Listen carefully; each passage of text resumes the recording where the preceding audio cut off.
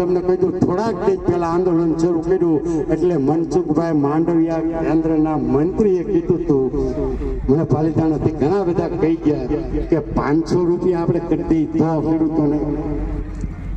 પણ આંદોલન એ વખતે મારું એવું ચક્કાજામ હાલતું હતું ને એટલે સરકાર ઝૂકી ગઈ હતી.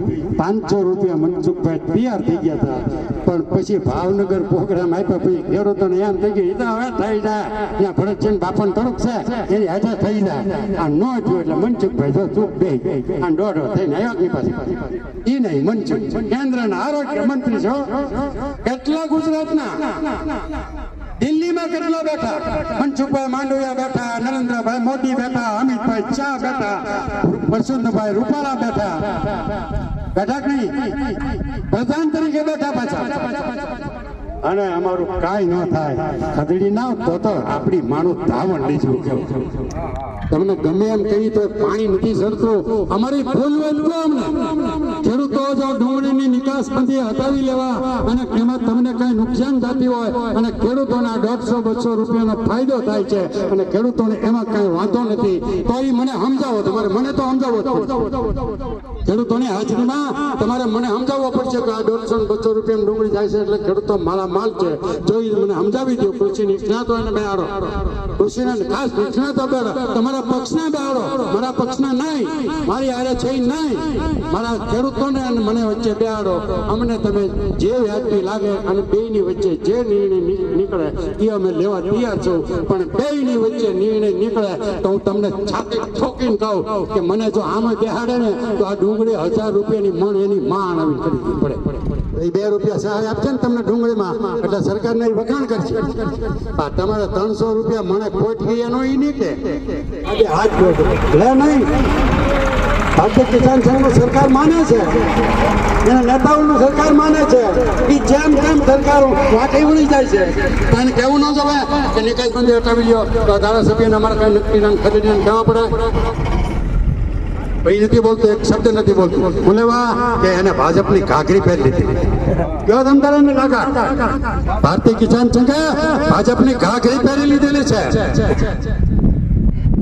અમે ઘાઘરી પહેરવા વાળા નથી, અમે એલાને જંગ છોડવા વાળા. ભાજપ હોય કે પછી ગમે એવો મોટો ચમરબંધી દીકરો હોય, અમારા ન્યાય અને અધિકાર માટે અમે લડીએ છીએ. અમે કઈ એમનો ભીખ નથી માંગતા.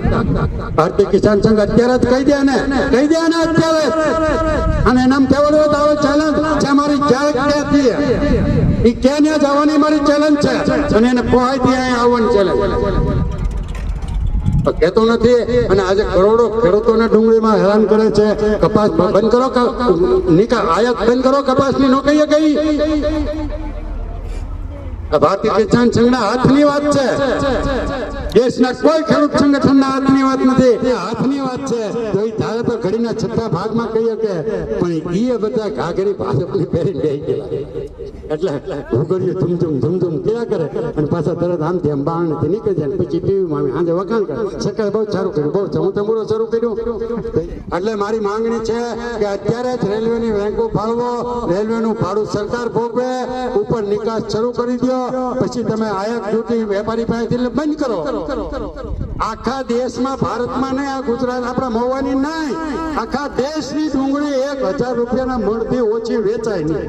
અને એથી એટલા ભાવ જો આવે ને તો આ દેશનું હું તમને ગભાતા છાતી ઠોકીને તમને બધાને કહું કે 1000 રૂપિયાની એક મણ ડુંગળી આપણા આખા ભારતના ખેડૂતોની વેચાય ને તો એક પણ ખેડૂત કરોડપતિ તો હું લાખપતિ નથી. આવવાના લાખપતિ 1000 રૂપિયા આવે તો આપણે કઈ માલદાર બની જવાના? આપણને એમ થાય કે મારા ટ્રેક્ટરનો હપ્તો ભરાઈ જાય, મારા દીકરીના લગ્ન થઈ જાય, મારે ખેતી સારી થાય, મારે એક મકાન કે સપનું કરવું છે એ થઈ જાય, તો અમને એ જમા નથી કરવા દેવું ને? આવું નથી. અમારે અબજોપતિ તો થવું નથી, અમારે બંગલો નથી થવાના માટે, અમારે કોઈ મોટી ફેક્ટરી નથી નકાઈ જવાની. તો અમને અમારી મહેનતના પૈસા મળે, એમાંય તમારે નથી મળવા દેવાની, એમાંય તમારે પછી 2000 આપો એટલે અમારે આંગળી ઊંચી કરવું, 2000 આપો એટલે આંગળી ઊંચી કરવી. એટલે હવે જેથી જાઓ, જાગવાનો સમય છે. ચાર જ તાલુકામાં 50 ખેડૂતો આંકડો છૂટીને જયારે નીકળી પડે એવા જો ઝટકો મારે ને તો હું 48 કલાક ભારતીબેન ને છાતીમાં થયા હાથ દઈને ઠોકીને કહી ગયો કે ભાવા જો 50 ખેડૂત એક તાલુકામાં નીકળીને 4 તાલુકાને આવે ને 48 કલાકમાં નિર્ણય એની માં હણાવી લો. એમ બોલાય ભારતીબેન, ભારતીબેન એમ બોલાય. આ મારો આવેશ નથી બોલતો, અમારી વેદના બોલે છે, આ ખેડૂતોની વેદના બોલે છે. હું એમ કહું છું ખેડૂતોને કોઈ ખબર નથી પડતી, ખેડૂતો કોઈ લાચાર છે, ખેડૂતોને કઈ આવશું છે એવું તો વાત જ નથી. ખેડૂતો જેવી તો મરદાનથી કોઈનામાં છે જ નહીં, હું છાતી ઠોકીને કહું. પણ 15 દી જો આમ નામ કરશો તો મને સ્પષ્ટ દેખાય છે કે ખેડવાનો વારો આવશે. ઈ કરવું છે કે જાગ છોડાવી દેવા સરકાર? જાગનો જો ભાઈ સરકાર ગમે એની હોય, હું કોઈ સરકારનો વિરોધી નથી. સરકાર એટલે આપણી મા બાપ, પણ એને આ નિર્ણય લીધો છે એ ખેંચી લે કાંઈ વાંધો નથી. પણ ખેંચી લીધા પછી એને ડુંગળી પકવતા અને કપાસ પકવતા ખેડૂતો વતી મને ત્યાં સાંભળવો પડશે. નકરી ખદડીના નોખો નિયમ કાંઈક જાહેર કરી દે અને એ પાછા ટેક્સ વધારી નાખે વેપારી પાસે, એ તો એથી આમ ને આમ ને આમ છે ચૂલામાં ક્યાંક આંખમાં. એટલે એવું નહીં, તમારે અમને સાંભળવા પડશે. પછી તમે અમને કહો એ વ્યાજબી થાય, અમે કરવા તૈયાર છીએ ટૂંક સમયમાં.